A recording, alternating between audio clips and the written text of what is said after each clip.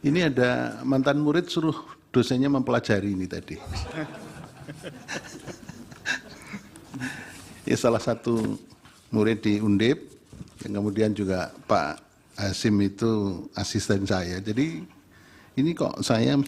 Yang Mulia Majelis Hakim Mahkamah Konstitusi, bersamaan ini sudah kami lampirkan putusan yang untuk perkara 135, 136, 137, dan 141 sudah kami serahkan kepada Yang Mulia Majelis Mahkamah Konstitusi. Mohon untuk dipelajari. Terima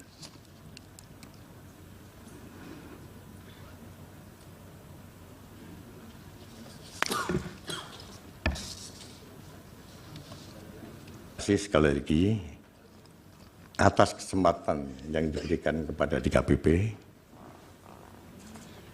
di ruangan ini. Selanjutnya bila ada pertanyaan-pertanyaan, saya harapkan pertanyaan tidak sampai menyangkut pada pokok perkara.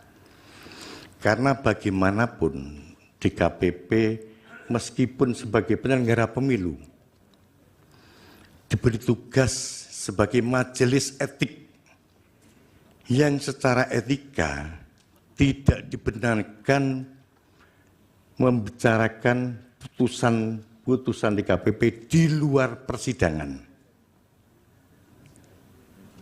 Jadi karena putusan DKPP sudah kami serahkan kepada Yang Mulia Majelis Hakim Mahkamah Konstitusi, kami serahkan sepenuhnya untuk melakukan pengajian. Terima kasih. Wassalamualaikum warahmatullahi wabarakatuh. Terima kasih Pak Ketua. Ini akan ada sesi pendalaman. Walaupun tadi sudah di warning ya bahwa tidak. Ini susahnya sudah membuat pagar ini. Tapi pasti Hakim Konstitusi punya cara sendiri juga tuh untuk bisa membongkar pagar itu. Pertama dimulai Yang Mulia Profesor Arief Hidayat. Baik, terima kasih Pak Ketua Sidang. Yang pertama saya komentar begini. Ini ada mantan murid suruh dosennya mempelajari ini tadi. Ya, salah satu murid di Undip, yang kemudian juga Pak Hasim itu asisten saya. Jadi ini kok saya suruh mempelajari. Ini saya betulkan karena masih junior. Dimohon tidak pelajari, ya, berkas yang sudah dikirim tidak dipelajari, tapi dimohon untuk menjadi pertimbangan. Terima kasih, Prof.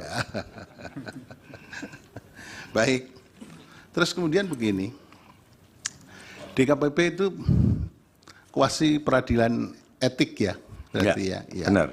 Oleh karena itu saya setuju yang tidak bisa disampaikan adalah bagaimana situasi perkembangan yang ada di rapat permusyawaratan anggota. Itu nggak bisa keluar memang.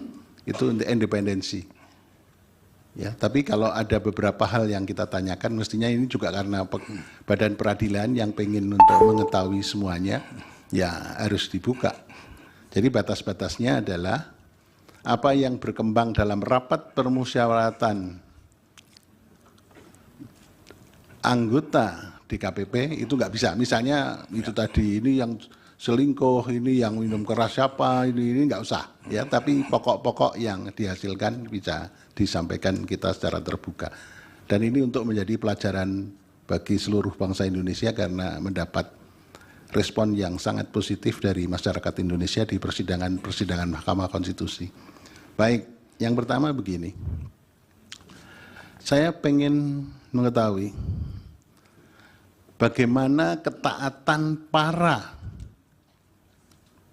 penyelenggara. Tapi sebelumnya begini, kenapa DKPP dihadirkan ke mahkamah? Itu pemohon satu, nanti kita minta direspon ya.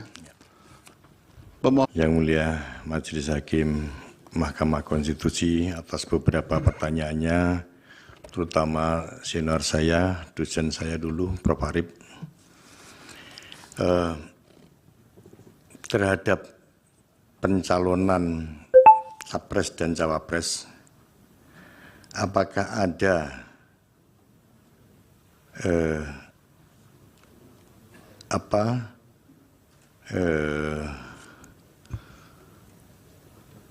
kepatuhan penyelenggara sudah kita periksa. Tadi saya sampaikan ada 4 pengaduan yang khusus pencalonan capres dan cawapres. DKPP sudah memberikan sanksi untuk Ketua KPU Saudara Hasyim Asyari, peringatan keras terakhir, dan peringatan keras untuk anggota KPU yang lain. Mengapa dibedakan antara anggota KPU dan Ketua KPU? Karena DKPP, putusan DKPP itu bukan kepada lembaga, tapi kepada individu-individu penyelenggara pemilu. Jadi yang diputus itu adalah pelanggaran etik yang dilakukan oleh individu-individu penyelenggara pemilu, bukan lembaganya. Benar nggak ada ketidaknetralan? Sampai sejauh ini belum ada pengaduan ke DKPP yang berkaitan dengan netralitas penyelenggara pemilu sampai hari ini. Kemudian